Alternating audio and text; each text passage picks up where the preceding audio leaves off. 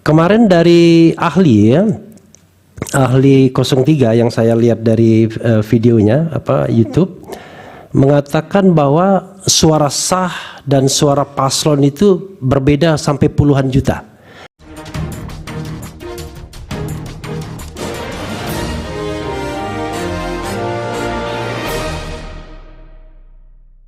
Terima kasih Prof. Rayudi.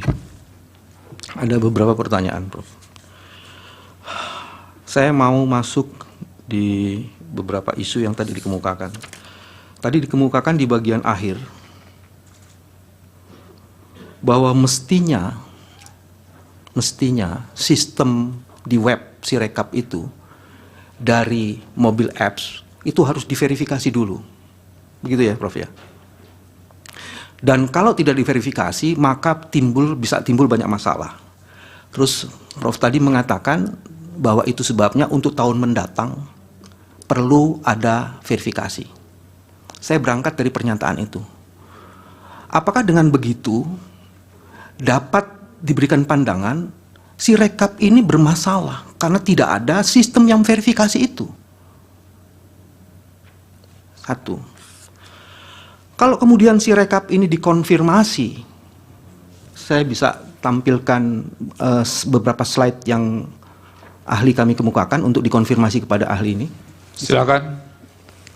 Tolong di slide nomor 12. Bisa. Sambil menunggu itu saya mau mengatakan begini. Di slide yang akan saya tunjukkan nanti, ada begitu banyak TPS yang jumlah pemilihnya melebihi batas maksimal DPT. Padahal maksimal DPT-nya per TPS adalah 300. Kalau ada informasi kayak ini dan ribuan, puluhan ribu, bahkan ada ratusan ribu seperti ini, puluhan ribu yang tercatat di sini, apakah itu tidak cukup untuk dijadikan dasar untuk sampai pada kesimpulan ada fraud di situ? Sambil nanti saya kasih selain sambil saya cicil supaya prosesnya nanti silakan. saya akan jelaskan lagi. Ini pindah ke Refli Harun dulu. Belum. Saya lanjutkan supaya Iya. jalur pikiran saya. Jangan terlalu banyak, nanti lebih banyak daripada ahli pula nanti pertanyaannya, Pak. Silakan. Karena ini penting loh. Belum ya. Oke, saya lanjutkan lagi nanti sambil balik lagi. Dalam temuan kami, ternyata apps itu juga bermasalah, Prof, dalam temuan kami. Fitur yang sudah fix dan diberikan vendor kepada owners, pada tanggal 10 Februari tiba-tiba ada fitur berbeda yang masuk di situ. Saya Fakultas Hukum jurusan ini belum ada, Prof, jadi nanti saya bisa tunjukkan di situ. Dua fitur yang masuk itu memberi keleluasaan pada orang yang memiliki fitur itu atau dibeli akses itu, dia mengubah hasil. Bagaimana penjelasannya? Itu yang ketiga. Yang keempat, sudah ya? Belum. Untuk menguji originalitas hasil yang difoto itu, yang katanya kemudian dari Sirekap, dari mobile apps itu dikirim kepada Sirekap web, maka kemudian harus ada konfirmasi metadata. Dan fakta membuktikan dari berbagai ahli yang dihadirkan di sini termasuk 03, metadatanya tidak ditemukan. Jadi bagaimana kita bisa mengakui originalitas dan otentisitas dari hasil yang dikirimkan itu? Ini ada. Itu bagian kelima itu. Saya seneng ganjil jadi ada dua lagi. Sudah ini Pak Bambang, Okay. silakan ini dijelaskan. slide atasnya dulu, slide keempat. Prof, itu tadi pertanyaan yang kedua atau ketiga, saya lupa. Ini temuan, Prof.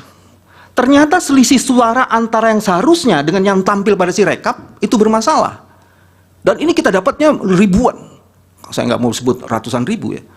Dan turunkan lagi satu lagi.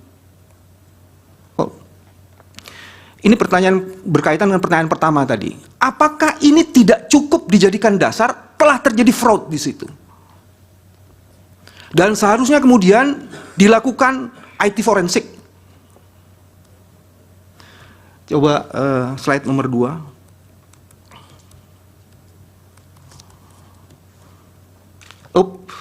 Terus. Lagi. Ini, yang tadi, yang atasnya lagi. Baik mobil apps maupun Sirekap seharusnya kan memiliki ini. Ahli. Keamanan data, transparansi dan akuntabilitas, serta audit dan verifikasinya. Pertanyaan berkenaan dengan ini, apa pendapat ahli terhadap mobil apps dan Sirekap kita berkaitan dengan keamanan data, transparansi dan akuntabilitas, dan audit dan verifikasi? Itu ada masalahnya di situ. Pak Bambang cukup ya? Karena di 7, Prof. Satu lagi berarti. Dan nanti jatah Refli Harun jadi hilang dong. Silakan. Terima kasih. Terima kasih Yang Mulia. Sebelumnya saya minta klarifikasi ke KPU, benarkah KPU mengeluarkan keputusan KPU nomor 345 tahun 2024 yang mengecualikan Sirekap sebagai informasi publik yang tidak boleh diberikan? Silakan KPU. Diklarifikasi dulu, karena ini dapat dari sengketa informasi dari pihak yang mengajukan, tiba-tiba muncul keputusan secara retroaktif. Silakan. Kami cek dulu. Ya.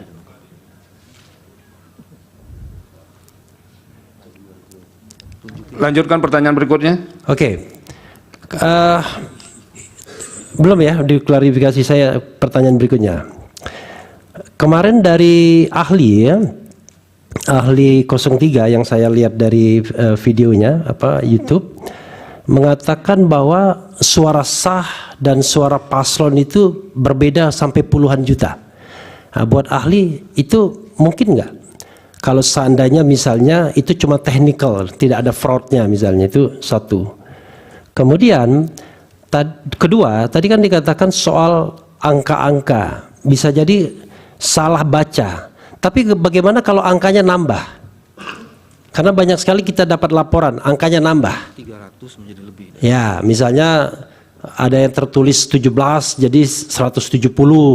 Kan nambah angkanya, baik nambah di depan maupun nambah di belakang. Salah itu kedua.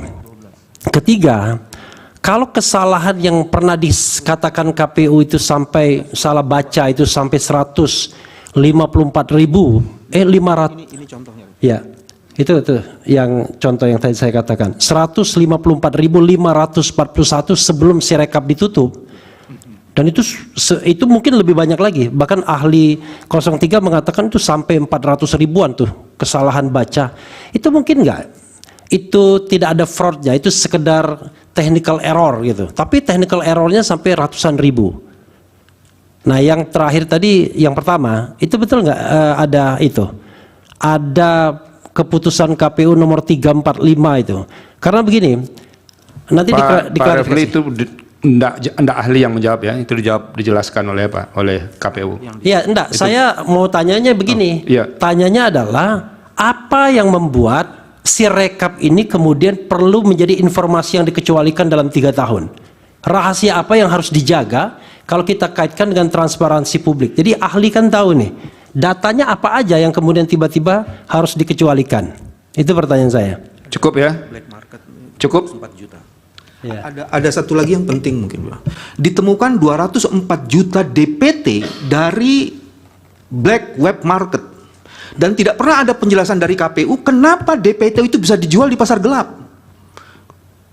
Padahal KPU adalah wali datanya. Itu sejak dari DPT. Dan tidak ada pernah penjelasan mengenai itu. Oke, cukup Pak Bambang. Terima kasih. Iya. Silakan pemohon 2.